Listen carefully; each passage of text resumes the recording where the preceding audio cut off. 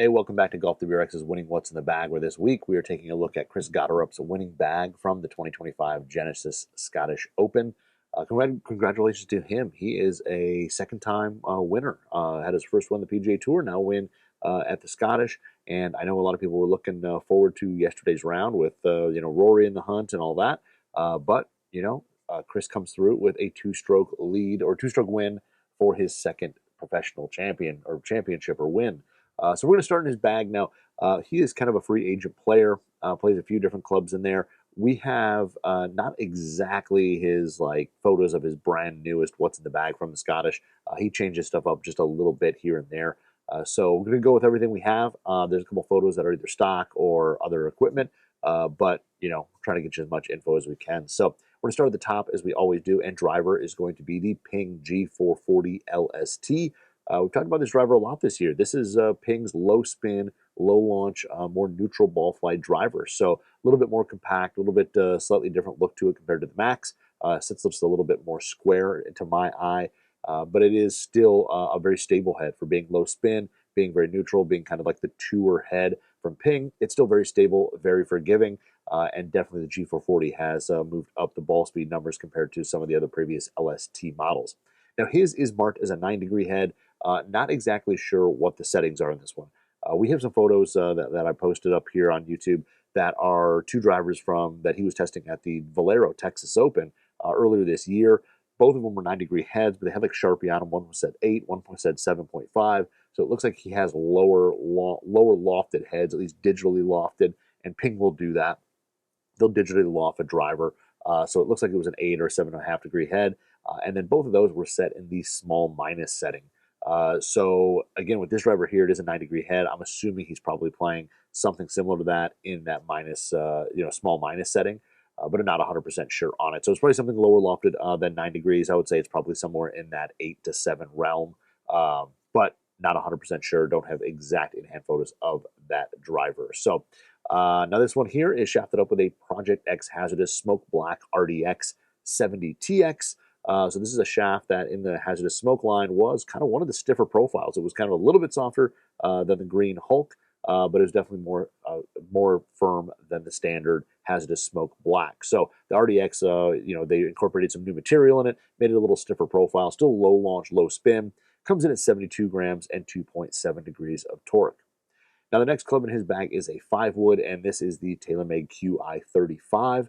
Now this one here, again, same thing. I don't have an in-hand photo, so I don't know if it is the tour issue model that has the bonded hosel or the standard kind of retail model that has the adjustable hosel. We've kind of seen a little bit of both on tour. I feel like majority of people have kind of gone over to the bonded hosel version, but this is, stainless steel face and body, carbon fiber crown, and if it does have the bonded hosel, typically they take the weight you would use for an adjustable hosel, shift it elsewhere in the head to make it a little different performance. They can take some of those grams of weight and shift them around to make the club head perform a little different. But this is the standard model, not the tour, so it is a little bit higher launching, a little bit higher spinning. These have actually become extremely popular on tour. I know everybody was kind of saying, oh, Qi35, oh, I don't know. But the Fairway woods, the Qi35s have started to really make their way into some bags, and they are really, really solid. Now this one here is shafted up with a Mitsubishi Diamana WB83TX. So this is kind of the newest version of the whiteboard. It's low launch and low spin, just like the original whiteboard is. But the difference is a lot of really low launch, low spin shafts tend to be really stiff and stout and all that. This one's a little bit softer, got a little bit more feel to it. It's got a little softer handle. It's a firm handle, kind of a firm midsection, and a mid-stiff tip on it. So a little different profile compared to some other low launch and low spin shafts, but it's got good feel, it's smooth, and still is low launching and low spinning. Now this one comes in at 84 grams and 2.7 degrees of torque. Then we move on to kind of his irons. I guess you want to call this an iron. We're going to move into it's a driving iron. I mean, they're over in Europe. They're over in Scotland playing. So he's got a driving iron. And his driving iron is something kind of a little bit unique. This is a TaylorMade RSi TP UDI. So this is actually something that came out back in 2014. And he has the 1-iron version of it. So this is a 16-degree head in an iron. The thing, honestly, looks actually slightly less butter knife-ish than I thought it would from the photos. The photos here are actually some stock images from the Golf WRX launch article from 2014. We didn't have photos of Chris's actual TP RSi UDI, but this one here, the head is made from 450 Carpenter steel, so it's got a little bit hotter face. And basically, back in the day, it was meant to launch a little bit lower than a hybrid, but a little bit higher than an iron. So you had that kind of mid launch there for players who just didn't hit hybrids well or hit the hybrid too high, but they wanted a little more distance, a little more height compared to well, I guess compared to a one iron, but compared to an iron at the top end of their bag. So it's got the speed slot or speed pocket in the sole as well. And this, again, is a one iron, so 16 degrees, pretty crazy, low launching. And it is shafted up with a KBS C-Taper 130X. Now we'll get into the C-Taper in just a minute. But then we move into his irons, and his irons kind of uniquely are the Bridgestone Tour B 220 MB. He's playing 4 through 9 iron in these. Now, these are kind of unique. Bridgestone kind of got out of clubs in the U.S. market for quite a while, and they just brought the 220 here in the MB. There's a 221 CB. They have like 3 models now, but they just came back into the U.S. market like last year and announced some new irons, and they are now available to us. And they were known for really high-end soft forgings. The rumor is that these are endo forged, but they're a beautiful kind of classic muscle back blade. Now, the ones he had at the Valero, actually, he was testing a set out that had a leading edge grind on them. So they actually ground part of the leading edge right below the face down. And a lot of times a pre-worn leading edge, as they call it, or a ground leading edge, is going to do 2 things. One, it can help with turf interaction and create maybe a slightly shallower divot, as that angle there will help the club kind of get through the turf a little bit shallower, won't want to dig as much. The other thing that can do is actually bring the leading edge down on the ground and kind of help get under the ball a little easier, raise the strike pattern on the face just a touch to maybe get it closer to center. So 2 things that can be kind of used for.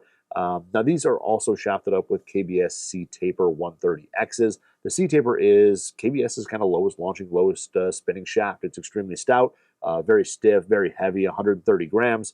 But it's their low launch and low spin option. You see it a lot on tour. It's got a nice kind of brushed or satin finish on it, but very popular with today's bigger, stronger players who hit it high and hit it far and need to kind of reduce the launch and spin. Now, wedges, we move into these, and again, unfortunately, we don't have photos of many of these, but the first set of wedges, they're going to be TaylorMade MG4 milled grind 4s. These are the current wedges out. They have the milled sole, and what they can do with that is repeat the same grind all the time. Even with hand ground wedges, the best craftsmen in the world, when they hand grind wedges, there can be variances. The amount of bounce, where the trailing edge like starts, or where the bounce comes in, whatever. There's always variances. When they CNC mill it, we're talking thousandths upon thousandths of an inch accuracy, so they are identical every time. Now, he's going to play a pitching wedge replacement here, which is the 46, and it's probably the 09 SB. We don't have any hand photos of it, but in retail, I think they only make an 09 SB. For tour, yes, there's probably something else out there, but I'm going to go ahead and assume that he's using the SB 09, the standard bounce sole. And the standard bounce sole is basically really good for full shots. You can open it a little bit, as it does have some 4-way camber and a little bit of heel relief as well. Now, also, in the next one there, he plays a gap wedge in the MG4, and this is going to be the 5209 SB. Now, this one, same thing. It's got that milled sole, so you're always going to get the same one. And with players like Chris, who probably swap these things out a few times a year, you're getting the exact same wedge. They also have that raw face. Now, Chris's are totally raw, but they have that raw face that spins really well and helps with a little bit of moisture management there. And all raw ones like Chris has, of course, are going to look really good because they have a little bit of rust and patina to them, and I love that as well. And again, that SB, great for full shots. You can open it up a little bit, but a little wider, fuller sole there for better turf interaction on those full shots. Now, both of these, I assume, are going to be shafted up with True Temper Dynamic Gold Tour Issue Black Onyx X100s. Now, these is what he's been using previously. He used them all in his previous older wedges when we did shoot it at the Valero.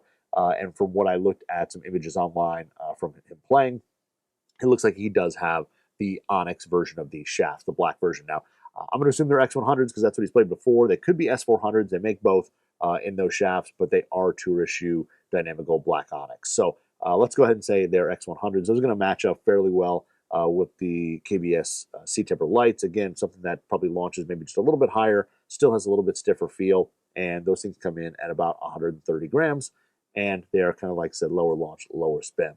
Now, the next wedges in his bag are the new TaylorMade MG Protos. Now, we saw these released out to public in very limited kind of quantities, but these are what we're going to assume is going to be the MG5 or milled grind 5 or whatever the name of the new one is going to be. The next wedge, we're going to assume it probably looks something like this. But these Protos were released out there. They've been on tour a little bit, and it seems like on tour, everybody is switching over to these really, really quickly. So tour adoption has been really fast, and it looks like Chris has got a couple of these in his bag as well. He's got a 56 and a 60.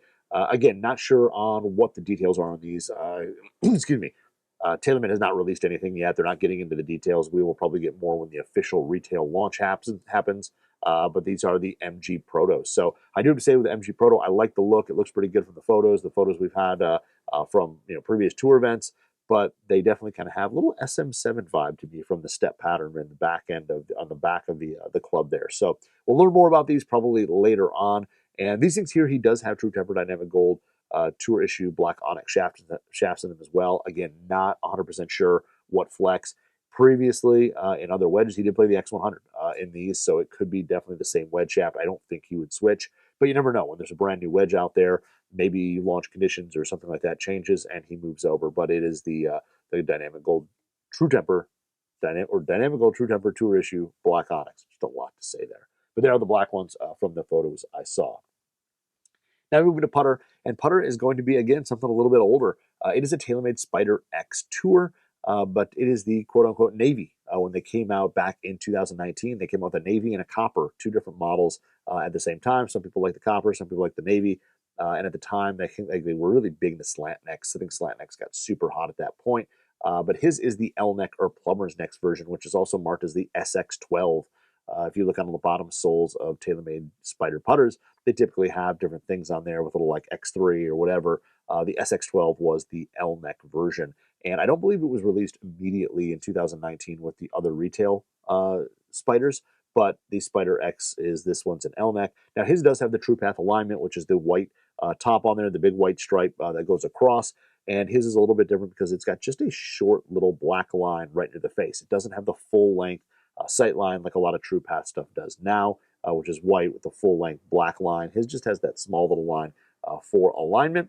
And then other thing too is that the wings on his, as you look at Spider X, little wings, his are the actual removable weights. They kind of did away with that, and the weights are now on the sole. But back in 2019, they actually had the wings as little weights, and you could unscrew them and buy different weight kits to make the putter heavier or lighter, whatever your preference was.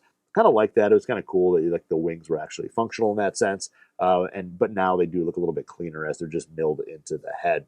This has a pure roll insert, which is Surlyn, so it's going to be soft. It's got the 45 degree grooves on it, so it's going to put great top spin, good forward roll on the ball. And I think they touted back in 2019 that this insert was like a touch thicker than the previous generation, so it made it like a little bit more soft and a little bit more solid feel. I don't remember if that's 100% true, but I feel like I do remember that at some point around this launch, they changed that insert just a bit. Now his is gripped up with a SuperStroke Zenergy Pistol 2.0. So the pistol is the grip that has a little more taper on the underside, so it fits into palm pads in your hands very well. It's got a little flare up near the top end section to fit that top end hand. Kind of a pistol shape, but it's still very flat on the top, no taper to it. I really like the 1.0 of this shaft. The 2.0 is just slightly bigger, but again, one of these grips that helps kind of take some of the hand pressure out of your grip. Then we move to grips for the rest of his clubs, and he is playing the Golf Pride Z Grip cord. Now, this is the firmest, roughest grip that Bridgestone that Golf Pride makes. It has the Z pattern in it, and then a really heavy brushed cotton cord that sticks out. These ones have a ton of traction. They're great for wet weather performance. People who like a firm grip that offers a lot of responsiveness, they're really good there. Now, with those, you remember I talked about with the irons that he had that iron set that he was testing kind of that leading edge grind. On those, he had the Align version of these, but he does not have the Align at the moment. It is just the standard Z grip cord. Now for ball, he is playing the Bridgestone Tour B X in the Mindset. So the Tour B X is, of course, a very popular ball. Tiger's playing it right now as well. It is a little bit lower spinning, a little bit lower launching compared to the Tour B XS, which is their high spin ball that they offer. But it has this new reactive cover on it that has great spin, and it has a little bit firmer feel than the XS does. Now the Mindset portion is on this ball. It's got a little kind of 3 rings and an arrow. And it's really not made for alignment. It's actually made to kind of help with your pre-shot routine. And basically it means that the first ring is to identify your target, so identify where you want to hit it. The second one is to visualize your shot, and then the third green dot is the dot that you just focus on. So putting and off the tee works really well. You can set it up to visually look at it when you're out in the fairway, or before the green, before you can actually pick up the ball. Unfortunately, you've got to just do it in your head, because you may not be able to see that little pattern on there if the ball's sitting in a certain way down in the rough. But a really good ball on tour. Jason Day, Tiger, a bunch of guys play. Matt Kuchar all play a version of the Tour B or Tour B XS. So good ball there. And then that is it. That is his What's in the Bag from the 2025 Scottish Open. So congratulations to Chris on another win, a big one for him. And we'll jump in next week when we will have the winner of the Open Championship. So check back next week. We'll go through that bag.